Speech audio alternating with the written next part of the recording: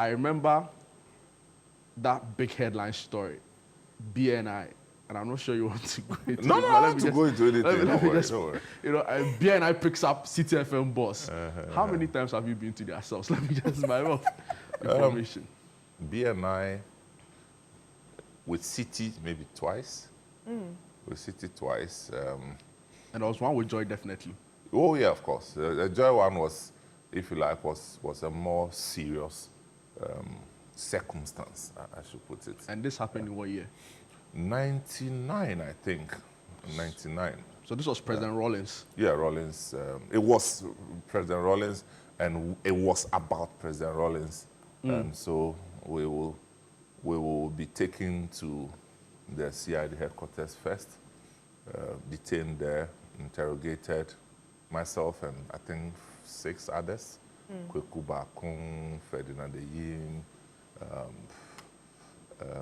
Harunata,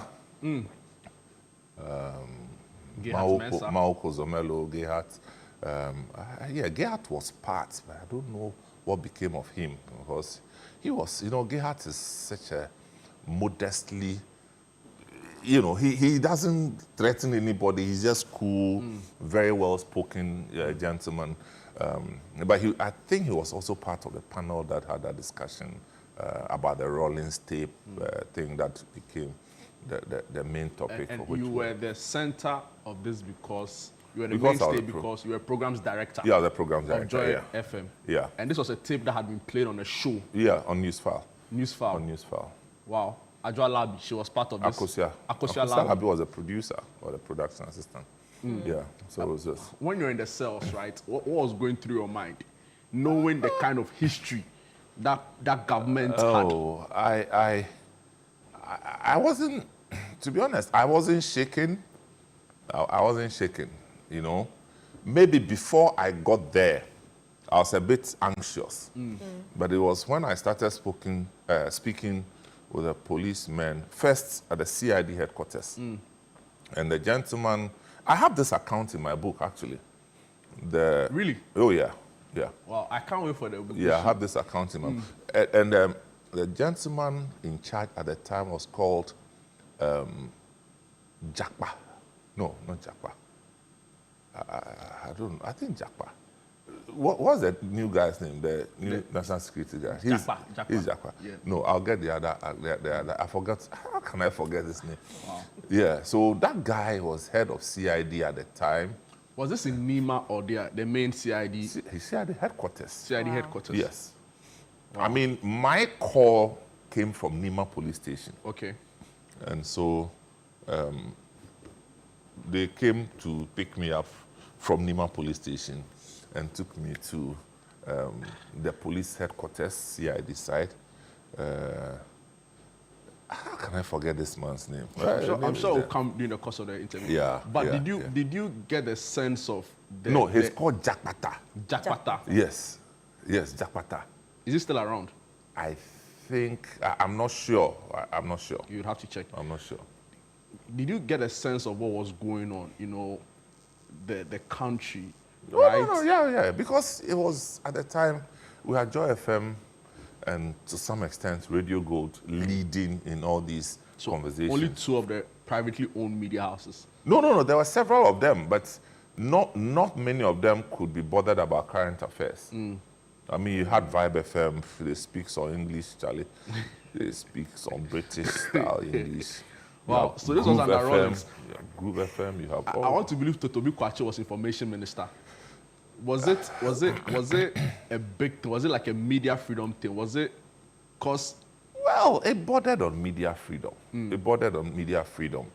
And Totobi Kwachi, truth is, I don't remember whether he was the information minister, but he has always been involved at that high level.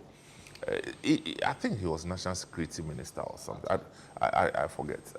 But he was around, very involved. So the second time you have to deal with, and I'm talking about all of this because I see it as the price you have to pay for what we enjoy now.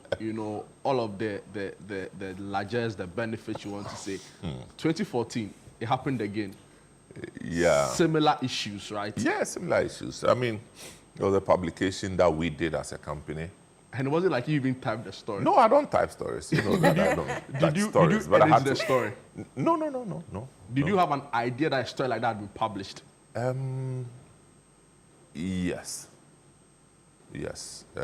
Reason is that when they were processing the thing, I had the opportunity to call a friend in the country of origin who was in the security system there, whether he had any information to confirm By what of information, this case you're referring to is a cocaine. Yes. A cocaine story that Yeah. had, got national attention. That's correct. Involving one Nayele lady, Wow, that's Ruby. the name. That's Ruby. it. Ruby. Yeah, Ruby, yeah. And she was caught with cocaine. That was a story. Well, that was their story. Okay. But I would. So this is it. That I had to own up because I didn't want the journalists to be the one to go and face. They will bully them. So you took it upon yourself. yeah, I told them that when they come, say that I did the story. That's all. leadership. And that's why I went there. And you were put in BNI cells. They detained me. No, that was just for a day. But they detained me at the BNI place at Ridge. And then later, they said that they had to take me to the national security place. Were you with your lawyers? I was with the lawyer near Patu Plant, yes. But they did not allow him inside. So I said, okay, I'll drive and follow. They said no. And they were holding guns. So I said to them, 3 young guys, I said to them that the most useless enterprise that you've conducted today is to hold guns and follow me. One day you understand this. Watch night service, during Impact. Action Chapel. This past Impact. I was sitting out at the back, a gentleman walks to me with a smile, says hello to me, I respond. Normally when I go to church, I like to sit at the back because truth is people come to you with all sorts of, so it's like, Charlie, you have to dodge small. And so my demeanor was some way because I just wanted to concentrate on the to worship and leave, yeah. He said, well, I have to tell you who I am. I say, yeah, but we are in church. He said, oh, I'm one of the security guys here. Wow. I said, the security guy here? Because Tyson is the head and I'm very close to it. I said, oh, well, you don't know me. Remember when you were brought to my office? I said, which office? He said, the BNI.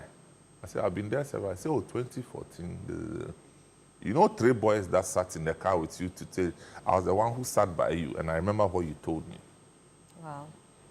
Had you forgotten? Or you No, I couldn't recollect, the But face. what you said to them, your utterances that day, did you remember it? I just said it. Yeah. That's what you're doing is the most useless thing. Go and look for criminals and take gun after them. Not me. Me, I'm not a criminal. Then you're not running. But if you mess up with me, the whole thing will backfire. If you want to ask me questions, just ask me the questions. So when we got to the national security place near the Blue Gate, I went and saw about 7 officers. In fact, the funniest part is the first person I saw was my body from Nungwa. There's a man in Nungwa called Kida. Right. Any Nungwa person knows who Kida is. One of the Odai people. So Kida looked at me and said, what's happening? I said, Charlie, don't worry, I'll deal with this matter. When we sat down for 45 minutes, we spoke about Arsenal.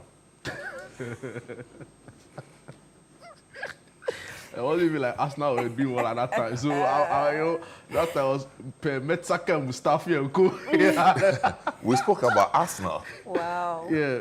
Meanwhile, while we were there, the crowd was mounting outside. Wow.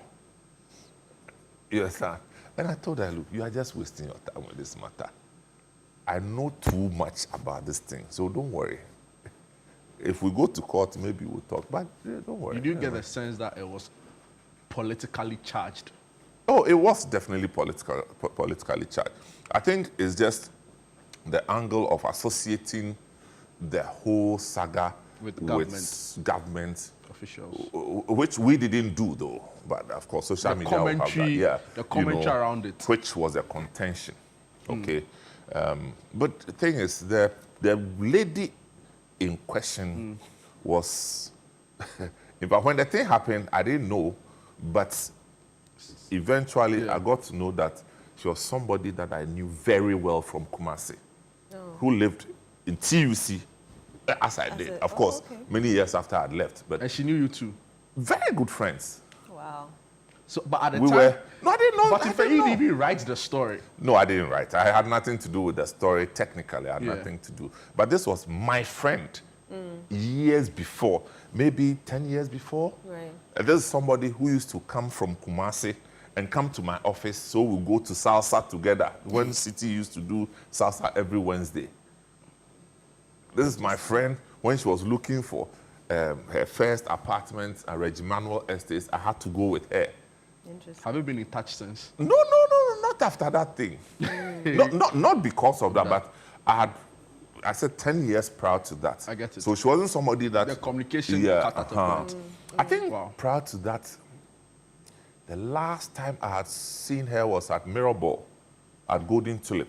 We just ran into her at Mirrorball, at Golden Tulip, prior to that. So How did you keep family together during all of those trying moments, right? Because I can imagine your kids waking up to the news daddy has been picked up for what?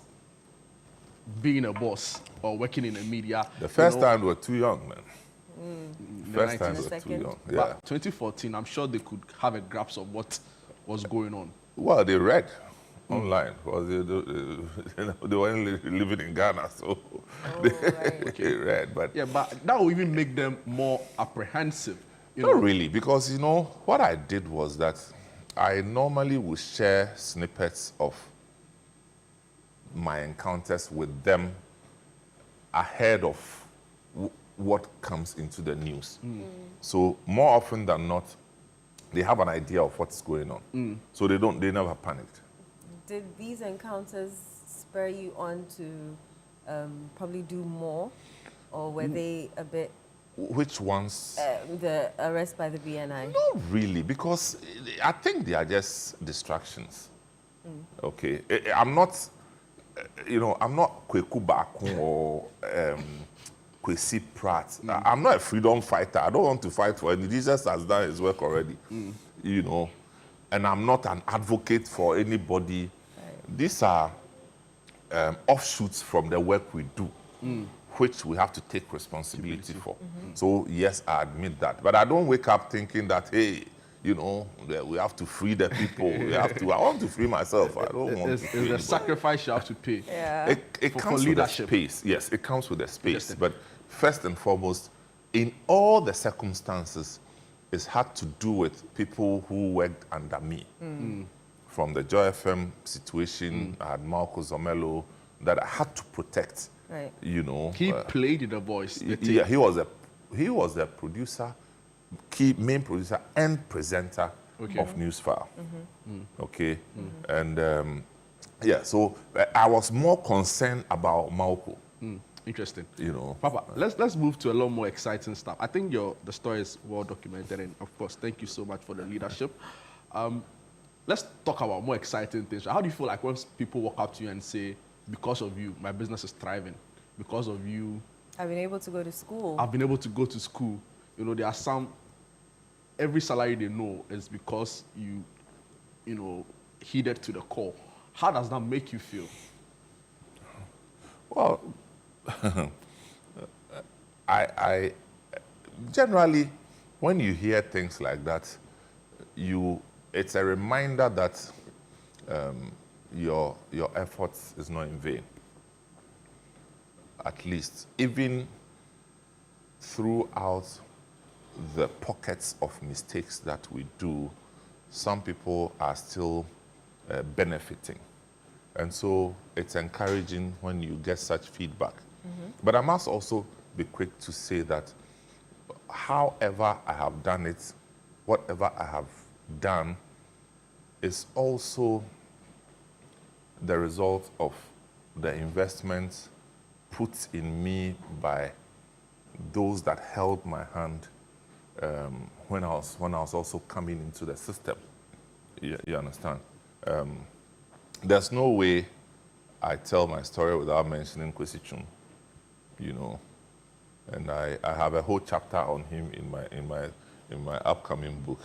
Can imagine. There's no way I'll tell my story without Kwesi. No chance in hell, because I can even play back. It's been how many years? 30 years. 30 years. I can even play back some of my own encounters with Kwesi Twum.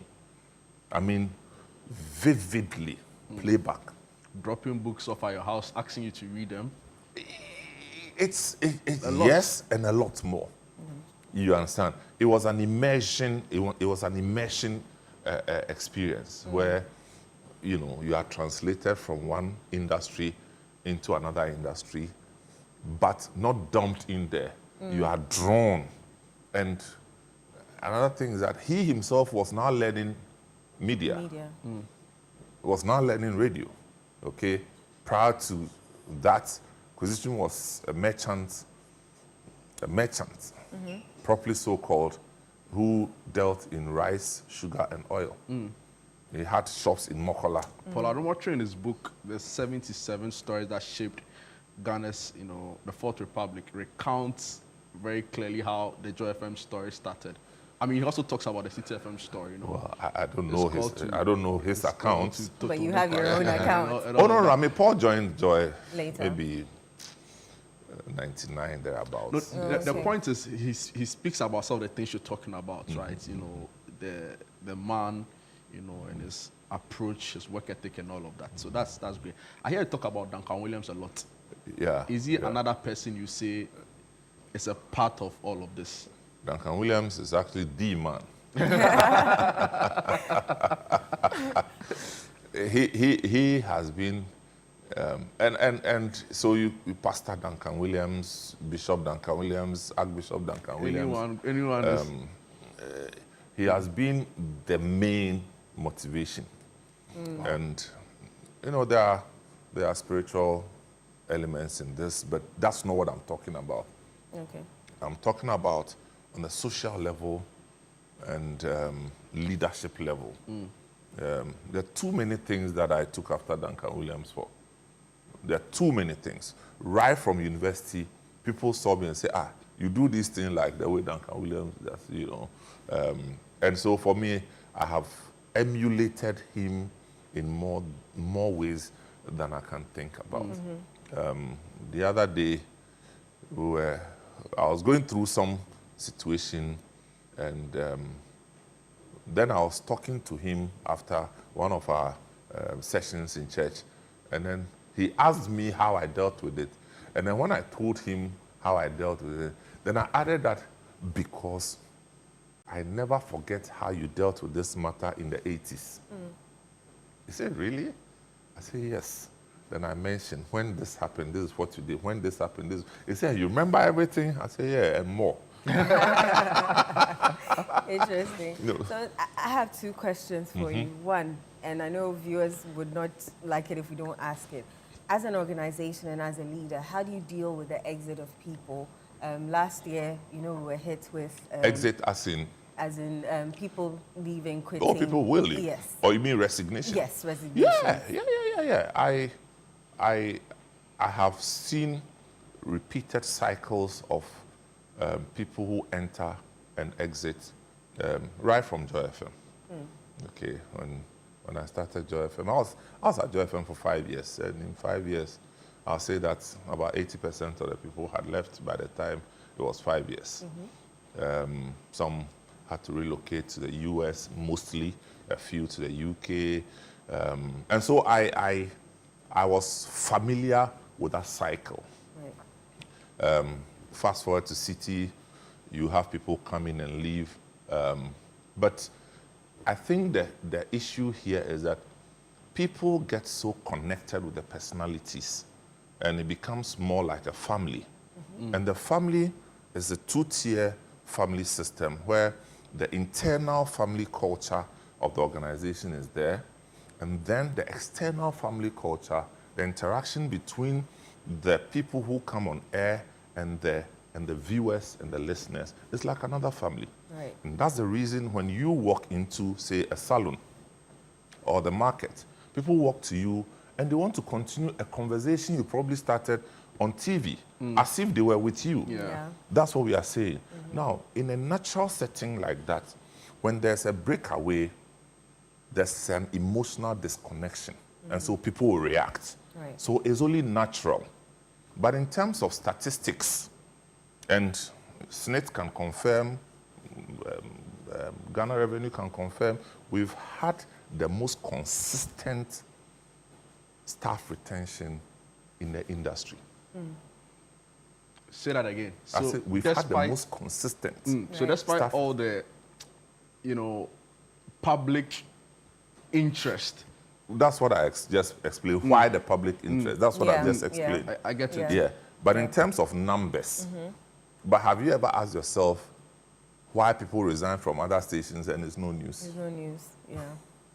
Yeah, it's just like Manchester United. When something happens, it's big news. Liverpool, something happens, but Burnley, really? Who cares? Ben who?